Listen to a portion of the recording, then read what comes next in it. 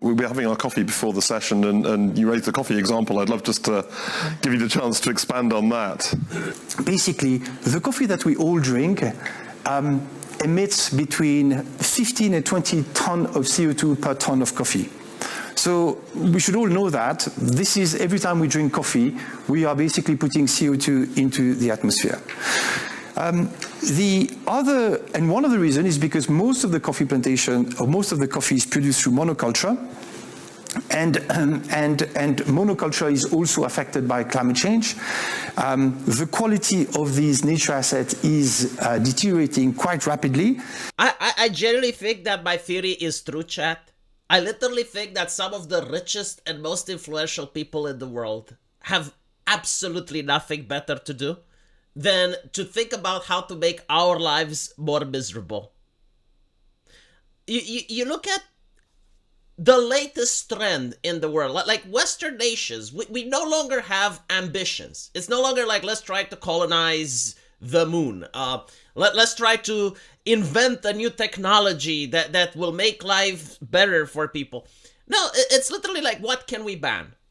Like another regulation, more stuff that it is banned. Another thing, more stuff that it is taken away. And they're reaching levels where like, okay, but why do people need coffee? Like, can we take that away from them? Why do people need to travel?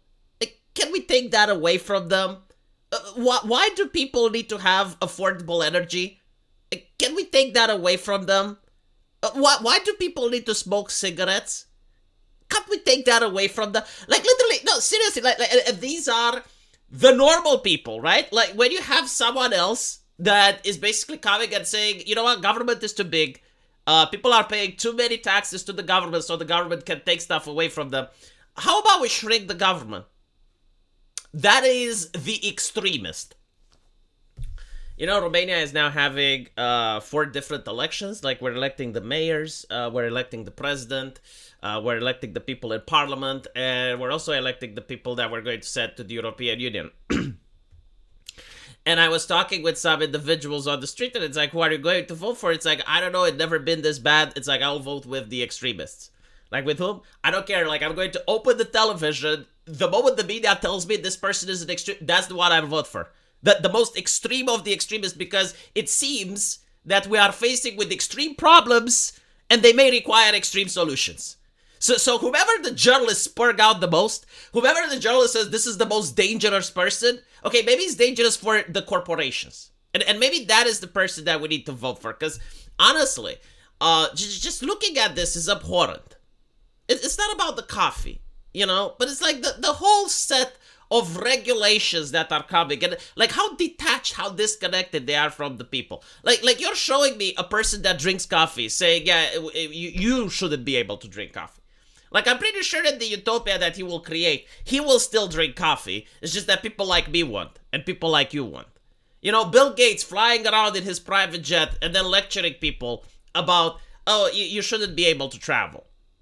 And he does this when he can just do a Zoom call in order to appear at any conference that he wants.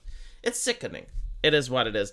But it's also interesting, like, if you look at this through the idea, oh, they want to save the planet, doesn't really make much sense. Like, again, you want to save the planet, but you're flying around in a private jet. Like, how does that work? I think they just want to buy out the land from the farmers. Like, this is what every single authoritarian regime does first and foremost. Look at Lenin, look at Stalin, look at Mao. Like, all of them, it's like the first thing that they do is they go for the food supply. Because if they have control of the food supply, you can't really rebel against them, right? You can't really go against the people that give you food because they don't give you food no more, right? So what they're trying to do, in my opinion, is to constantly regulate the farming industry, to make farming unsustainable so that the farmers eventually have to sell their land. And then you have like these big corporations that are buying out the land because they can actually have the money and the resources to comply with all of the regulations. It's kind of like in a pool, the tallest man in the pool keeps saying that the water level should keep rising. He doesn't care, he's tall. Everyone else that's short has to get out of the pool. So this is what's happening. And you look at the comment section, like overwhelmingly negative. You know, like you're going after people's coffee. Like, come on, like, is there no other solution? Is there no other workaround? They're not even considering workarounds.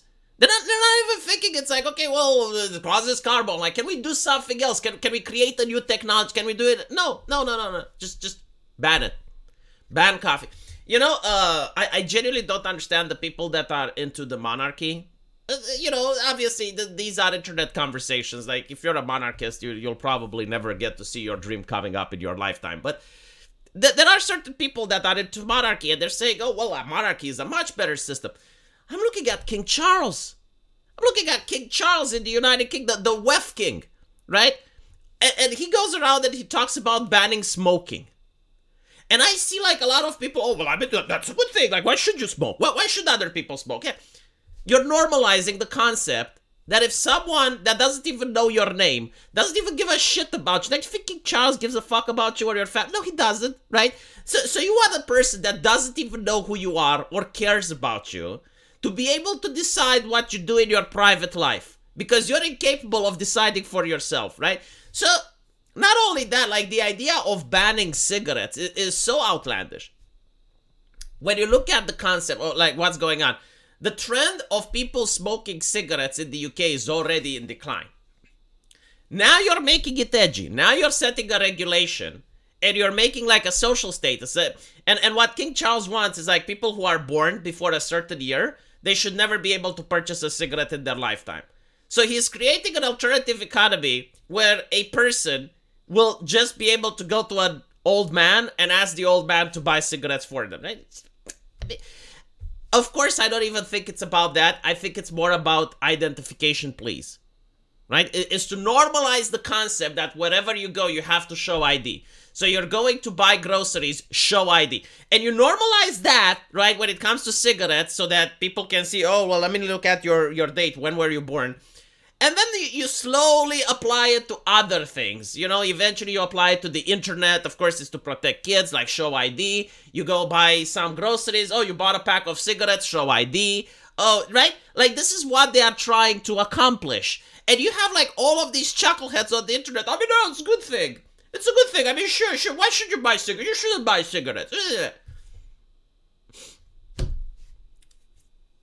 I don't get it, man. I genuinely don't. But again, elections are coming in Romania. I will also vote for the extremists.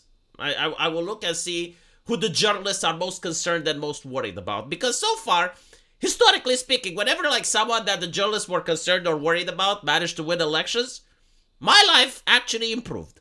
You know, during my lifetime, like my standard of living went up rather than down. Whenever like someone that the journalists liked and considered to be like a decent candidate managed to get elected, my living standards went down. I don't need a fucking doctor in a lab coat. I don't need like some statistics and no, I don't care what they say.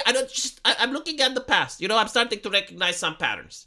So yes, I think the journalists are really good moral compasses when it comes to elections. Just do the opposite of what they support. Let me know what you guys think, though, and as usual, I will see you in the comment section. Take care.